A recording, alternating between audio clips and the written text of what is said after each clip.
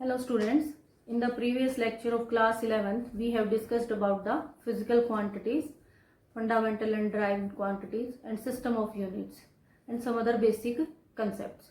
And in today's lecture, we will discuss about the dimensions, dimensional formula and dimensional equation. And we will find some dimensional formulas of some physical quantities. Now, firstly we start with the dimensional analysis. Dimensional analysis क्या है कि जो physical quantities हैं उन सबको मास, length और time इनकी terms में रिप्रेजेंट करना क्या कहलाता है? Dimensional analysis. बेसिकली अकेले मास, लेंथ और टाइम भी नहीं, फंडामेंटल क्वांटिटीज हमने डिस्कस किया था लास्ट लेक्चर में। जो फंडामेंटल क्वांटिटीज हैं वो कितनी होती है? 7 होती हैं। तो 7 बेस क्वांटिटीज की टर्म में रिप्रेजेंट करना क्या कहलाता है? और 2 उसमें क्या होती है? सप्लीमेंट्री। तो 7 बेस क्वांटिटीज की टर्म में रिप्रेजेंट करना क्या कहलाता है? Dimensional analysis. उसमें मास, लेंथ और टाइम का इस्तेमाल सबसे ज्यादा है, तो इसलिए हम वैसे कह देते हैं कि डायमेंशनल एनालिसिस क्या है? Representation of a physical quantity in terms of mass, length and time. अब इसमें सबसे पहली बात आती है कि डायमेंशंस क्या है? डायमेंशंस है, dimensions are the power to which a physical quantity must be raised. अब जब हम किसी फिजिकल क्वांटिटी को, इसको एग्जांपल की हेल्प से समझते हैं कि जैसे हमारे पास वेलोसिटी, ठीक है, वेलोसिटी का जनरल फॉर्मूला क्या होता है? Distance by time. Velocity is equal to distance by time. तो अब देखो डिस्टेंस को हम क्या कह रहे हैं कि डायमेंशनल एनालिसिस में हम जितनी भी फिजिकल क्वांटिटीज हैं उनको कैसे रिप्रेजेंट करेंगे? मास, लेंथ और टाइम की टर्म में। अब डिस्टेंस कैसे लिखा जाएगा? लेंथ से, और टाइम टी से, ठीक है। तो ये जो आ गई ये वैल्यू हम इसको लिखेंगे, टी को ऊपर ले जाएंगे तो LT-1, ठीक है, ये आ गया। अब अगर मैं इसको लिख दूं कि जो वेलोसिटी है इसका जो डायमेंशनल फार्मूला, देखो मास जो है इसमें इन्वॉल्व नहीं है, ये पूरा का पूरा जो हमने फाइंड आउट किया है इसमें मास नहीं है, तो हम मास को क्या ले सकते हैं? m0, L1 and T-1। इसको जब मैंने ऐसे लिखा, ठीक है, ऐसे लिखा, तो यहां देखिए 0, 1 और -1, ये क्या है? पावर्स। 0, 1 एंड -1 ये है पावर, और ये किसकी पावर है? 0 मास की है, 1 लेंथ की है और -1 टाइम की है। तो ये पावर्स हैं और इन पावर्स को ही हम क्या कहते हैं? डायमेंशंस। ये पावर्स क्या कहलाती हैं? डायमेंशंस कहलाती हैं, ठीक है। तो डायमेंशंस हमारा यहां से क्लियर हो गया। और ये हमें क्या बताएंगी कि वो जो फिजिकल क्वांटिटी है वो उस फार्मूले में कितनी बार यूज हुई है। जैसे मास का कोई इस्तेमाल नहीं हुआ तो मास 0 है, लेंथ 1 टाइम यूज हुई है तो L1 है, और टाइम को क्या किया उसने कि नीचे, मतलब ऊपर और नीचे का भी डिफरेंस है, मतलब न्यूमरेटर और डिनोमिनेटर। अगर डिनोमिनेटर में यूज हुआ है तो वो क्या होगा? -1 होगा, ठीक है। 1 टाइम डिनोमिनेटर में यूज मतलब -1। अब यही जो टर्म है इसमें देखिए हमें पता लग गया कि डायमेंशंस क्या है। इसी के अंदर फिर हमें पता होना चाहिए कि डायमेंशनल फॉर्मूला और डायमेंशनल इक्वेशन।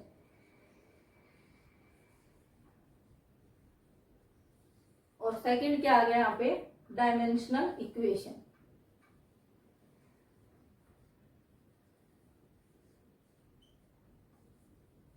अब ये क्या होंगे? अब देखो हमने वेलोसिटी से ही हम अच्छे से समझते हैं। वेलोसिटी का हमने जो फार्मूला है वो निकाला है m0 LT-1। अब मैं यहां लिख दूं कि जो वेलोसिटी का डायमेंशनल फार्मूला आया m0 LT-1, मैंने ऐसे लिख दिया, तो ये क्या हो गया? इसका डायमेंशनल फार्मूला। लेकिन अगर इसी को मैं ऐसे लिख दूं कि v is equal to m0 LT-1, तो ये क्या होगी? Dimensional equation. ये क्या होगी? Dimensional equation. तो बस एक जनरल सी कंसिडरेशन है कि जब हम फिजिकल क्वांटिटीज को मास, लेंथ और टाइम की टर्म में रिप्रेजेंट करते हैं तो उस रिप्रेजेंटेशन में जो पावर्स होंगी वो क्या कहलाएंगी? डायमेंशंस। यानी कि 0, 1, -1 आर नोन एज डायमेंशंस। फिर उसको अगर इकट्ठा ऐसे रिप्रेजेंट कर दिया हमने, ऐसे लिख दिया, तो वो क्या कहलाएगा? उसका डायमेंशनल फार्मूला। फिर अगर उसी फिजिकल क्वांटिटी को उस फार्मूले के साथ इक्वेशन की तरह लिख देते हैं तो वो क्या कहलाएगी? डायमेंशनल इक्वेशन कहलाएगी। तो अब हम कुछ फिजिकल क्वांटिटीज हैं बहुत सारी फिजिकल क्वांटिटीज हैं। हम अगर हम +1 की बात करें तो हमारे डिफरेंट डिफरेंट चैप्टर्स में अलग अलग क्वांटिटीज आएंगी, जैसे एरिया, वॉल्यूम, ठीक है, फोर्स, वर्क, पावर, एनर्जी। तो बहुत सारी फिजिकल क्वांटिटीज हैं। हम इन फिजिकल क्वांटिटीज के अब डायमेंशनल फॉर्मूलाज को निकाल के देखते हैं, ताकि हमें पता चले कि हमें कैसे और किस तरीके से इनको डायमेंशनल फॉर्मूलाज को फाइंड आउट करना है। और ये बहुत इंपॉर्टेंट टॉपिक है, तो इसकी प्रैक्टिस जरूर करें, क्योंकि इस यूनिट के बाकी जितने भी टॉपिक्स हैं वो ये डायमेंशंस के ऊपर डिपेंड करते हैं। इसके लिए डायमेंशंस में रिप्रेजेंट करने के लिए किसी फिजिकल क्वांटिटी को हमें सबसे पहले उसका बेसिक फार्मूला पता होना चाहिए। तो अब जैसे एरिया है, एरिया को हम कैसे लिखते हैं? Length into breadth. तो जितने भी डिस्टेंसेस हैं वो क्या माने जाते हैं? एल। तो हम उसमें लेंथ इंटू ब्रेड्थ की जगह हम क्या लिख सकते हैं? L into L. अब अगर बेस सेम हो, पहले एक फार्मूला होता है 2 की पावर 1 इंटू 2 की पावर 2। तो बेस क्या है? यहाँ पे सेम है। बेस क्या है? 2 बेस सेम है तो पावर्स ये क्या कहलाती है? पावर्स।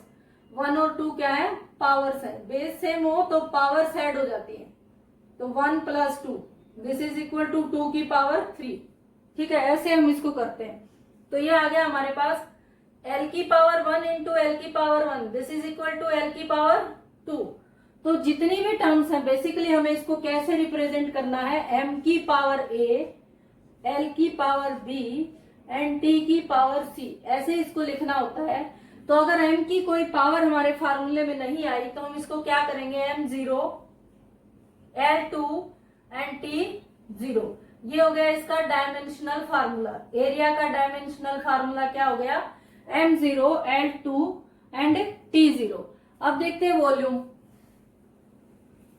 अब देखो वॉल्यूम में भी क्या हो गया? Volume is equal to length into breadth into height. सारे के सारे क्या है? डिस्टेंसेस। तो l इंटू l, l की पावर 1, l की पावर 1, l की पावर 1 मीन्स l की पावर 3। तो इसको हम कैसे लिखेंगे? m0। किसी भी क्वांटिटी की पावर अगर 0 होती है तो इसका मतलब वो क्या हो जाती है? 1। ठीक है ना? m की पावर 0 का मतलब क्या हो गया? वो 1 हो गया। m की power 0 is equal to 1, t की पावर 0 इज इक्वल टू 1। किसी की भी पावर 0 होगी तो वो क्वांटिटी क्या हो जाएगी? 1। तो यहां से हो गया m0, l3 एंड t0। तो वॉल्यूम का डायमेंशनल फार्मूला क्या आ गया हमारे पास? m0, l3 and t0। ठीक है, नेक्स्ट आता है वेलोसिटी। वेलोसिटी क्या होती है? Velocity is equal to distance by time. ठीक है, तो ये क्या आ गया? Distance is L, time is T, और नीचे जो पावर है वो ऊपर जाके क्या हो जाती है? नेगेटिव। तो यहाँ टी ऊपर जाके क्या हो जाएगा? टी की -1। इसको हम लिख सकते हैं m0, l1 एंड टी की -1। ये हो गया वेलोसिटी का डायमेंशनल फार्मूला। फिर आते हैं acceleration. Acceleration is equal to velocity by time. Acceleration क्या होता है? Velocity by time. तो वेलोसिटी का डायमेंशनल फार्मूला क्या आया हमारे पास? m0, l1 एंड t की power -1 divide by t। Capital T से लिख देंगे टाइम को। तो ये आ गया m0, l t की -1 इंटू ये t भी ऊपर जाके क्या हो जाएगा? -1। t की -1 और t की -1 क्या हो गया? t की -2 पावर ऐड हो जाएंगी। तो ये हो गया m0, l t की -2 या l t -2 भी इसको बोल सकते हैं। तो एक्सेलरेशन का डायमेंशनल फार्मूला क्या आ गया? m0, l t -2। और फिजिकल क्वांटिटी देखते हैं। सबसे पहले मैंने आपको कहा आपको इनके क्या लर्न करने पड़ेंगे? फॉर्मूले। फिर आता है force. Force is equal to mass into acceleration. फोर्स का फार्मूला क्या है? मास इंटू एक्सेलरेशन। मास को कैसे लिखेंगे? m को कैपिटल M से, और एक्सेलरेशन अभी हमने निकाला है, हम डायरेक्टली लिख सकते हैं क्योंकि m की पावर 0 तो 1 है। तो ये क्या आया है? LT -2। तो ये आ गया LT -2। ये फार्मूला आ गया हमारे पास MLT -2। फोर्स का फार्मूला क्या आ गया? MLT -2। और फिजिकल क्वांटिटीज देखते हैं। उसके बाद है momentum. Momentum is equal to mass into velocity, इसका फॉर्मूला होता है मास इंटू वेलोसिटी। तो मास को हम क्या लिखेंगे, capital M, velocity L T minus one, velocity L T minus one, या फिर दोबारा से निकाल के देख लेना ताकि प्रैक्टिस भी हो जाए। तो ये हो गया M L T minus one, velocity का आ गया। ठीक है, ऐसे ही बहुत सारी फिजिकल क्वांटिटीज हैं, हमें वन बाय वन उनकी सबकी प्रैक्टिस करनी है ताकि डायमेंशनल फार्मूले अगर अच्छे से हो गए तो इसमें आगे जितने भी टॉपिक्स होंगे वो सही से हो जाएंगे। तो नेक्स्ट आता है वर्क। वर्क का फार्मूला क्या होता है, work is equal to force into distance. अब फोर्स का हमने अभी भी निकाला, force is equal to M L T minus two. तो मैं लिख देती हूँ M L T minus two, और डिस्टेंस को एल से लिखेंगे, एल की पावर वन और एल की पावर वन कितना हो गया, एल की power two, L two T minus two. तो फार्मूला आ गया M L two T minus two. अब दूसरा है एनर्जी। एनर्जी भी क्या होती है, energy is the capacity to do work. Energy क्या है, कैपेसिटी टू डू वर्क। तो जो वर्क का डायमेंशनल फार्मूला होगा वही क्या होगा, एनर्जी का भी होगा। ठीक है, नेक्स्ट आता है power. Power is equal to rate of doing work. Power is rate of doing work. तो पावर का फार्मूला क्या हो गया, वर्क बाय टाइम। वर्क का क्या है, work is equal to M L two T minus two, M L two T minus two divide by T. This is equal to M L two T minus three. Formula क्या आ गया हमारे पास, M L two T minus three. ठीक है, next आता है pressure. Pressure क्या होता है, pressure P is equal to force per unit area. Pressure is equal to force per unit area. अब फोर्स का क्या है, फोर्स का भी अभी निकाला था हमने, M L T minus two. तो ये आ गया M L T minus two divide by area क्या होगा, L two, length into breadth. तो ये आ गया एम एल वन इंटू, देखो इसको ऊपर ले गए तो एल कितना हो गया, माइनस टू। एल कितना हो गया, minus two into T minus to. ठीक है, एल प्लस वन है और एल माइनस टू है, तो इसको जोड़ेंगे तो क्या बन जाएगा, minus two plus one, minus one बच गया। तो यहां से क्या आ गया, this is equal to M L minus one T minus two. Power का फार्मूला क्या आ गया, M L minus one T minus two. Next आता है इम्पल्स ऑफ ए फोर्स। ये सारी की सारी फिजिकल क्वांटिटीज जो हैं आगे हमारे हर चैप्टर्स में आएंगी। ठीक है, इसलिए कोई ना भी याद होती हो तो घबराने की जरूरत नहीं है, अपने आप याद हो जाएंगी बाद में। Impulse, impulse is equal to, impulse is equal to force into time, F into T. अब फोर्स का क्या निकाला हमने, force is equal to M L T minus two into time को लिखेंगे टी से। तो ये हो गया M L T minus two और टी प्लस वन, कितना बच गया, टी की minus one, M L T minus one. तो इम्पल्स का फार्मूला आ गया M L T minus one. उसके बाद है स्ट्रेस। स्ट्रेस को हम क्या बोलते हैं, स्ट्रेस इज इक्वल टू जो प्रेशर का फार्मूला है हमारा, force per unit area. Stress is equal to force per unit area. तो ये आप निकाल के देख लेना स्ट्रेस को। उसके बाद है surface tension. Surface tension, this is equal to force per unit length. Surface tension is defined as force per unit length. तो फोर्स का फार्मूला क्या है, M L T minus two divide by L. L से तो L cancel ही हो जाएगा, L plus का है और एल माइनस का है तो कैंसिल हो गया, और ये आ गया एम टी माइनस टू। ठीक है, उसके बाद और देखते हैं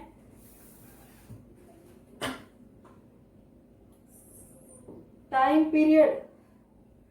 टाइम पीरियड को हम लिखेंगे टी से।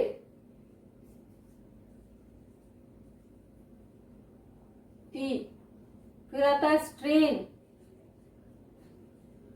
स्ट्रेन का फार्मूला है change in dimensions by original dimensions.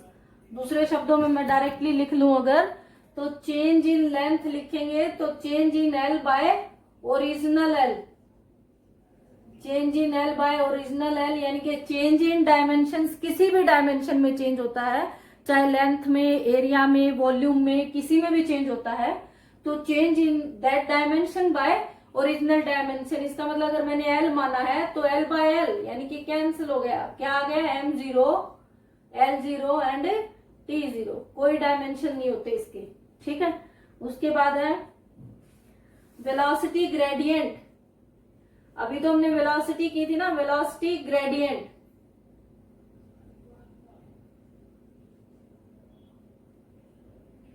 तो वेलोसिटी ग्रेडियंट क्या है, किसी भी चीज का ग्रेडियंट है, चाहे प्रेशर ग्रेडियंट है, वेलोसिटी ग्रेडियंट है, तो हम उसको क्या लिखेंगे, वेलोसिटी बाय डिस्टेंस। उसको किससे डिवाइड कर देंगे, डिस्टेंस से, वेलोसिटी बाय डिस्टेंस।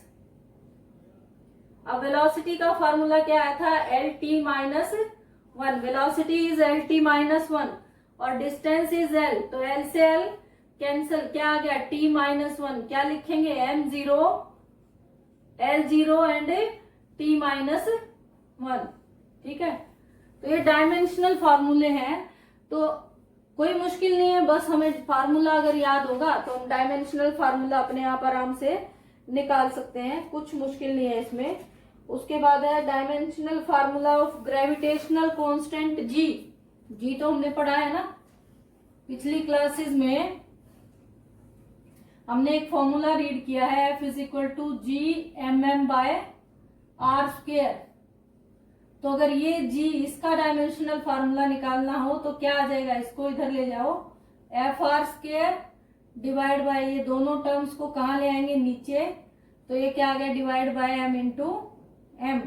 अब देखो फोर्स का क्या होता है formula, M L T minus two, M L T minus two into L two divide by mass को m से इंटू एम, स्मॉल m है उसको भी कैपिटल M से, एक m से m तो कैंसिल ही हो जाएगा, ठीक है। ये क्या बच गया, m की पावर ऊपर जाएगी तो माइनस वन, ऊपर जाके l की पावर वन और l की पावर टू, l की पावर थ्री एंड t की माइनस टू। तो ग्रेविटेशनल कांस्टेंट g का फार्मूला क्या आ गया, m की minus one, l3 and t minus two, ये आ गया ग्रेविटेशनल कांस्टेंट जी का फार्मूला। यूनिट भी निकाल सकते हो आप, यहाँ से सीधा ही निकल जाती है। देखो इसका कर दो एज इट इज, अगर कहें कि यूनिट कर दो एक वैसे बता रही हूँ तो यहाँ देखो ऊपर क्या है, लेंथ की 3 है, लेंथ का मतलब मीटर की क्यूब, ठीक। टाइम, जो क्वांटिटी जहां है ना उसको ऐसे ही लिख लो, अगर इसको लिखेंगे पर किलोग्राम,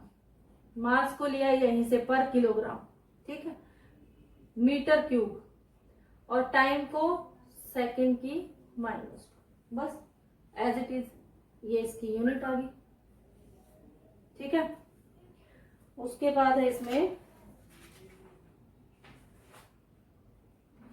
फ्रीक्वेंसी। फ्रीक्वेंसी होती है, फ्रीक्वेंसी को हम लिखते हैं म्यू से, frequency is reciprocal of time period 1/t, ठीक है, इसको लिखा जाता है 1/t। तो डायमेंशनल फार्मूला क्या हो जाएगा, t की माइनस वन, और कैसे लिख देंगे इसको, m0 l0 एंड t की माइनस वन, ठीक है। ये कुछ डायमेंशनल फॉर्मूलेज हैं, इसके अलावा और भी हैं, हम आगे देखेंगे। अभी इन सब की प्रैक्टिस करें, ये अगर अच्छे से हो गए तो आगे जितने भी इस चैप्टर के कंसेप्ट्स हैं सारे बहुत अच्छे से हो जाएंगे। Okay, thank you.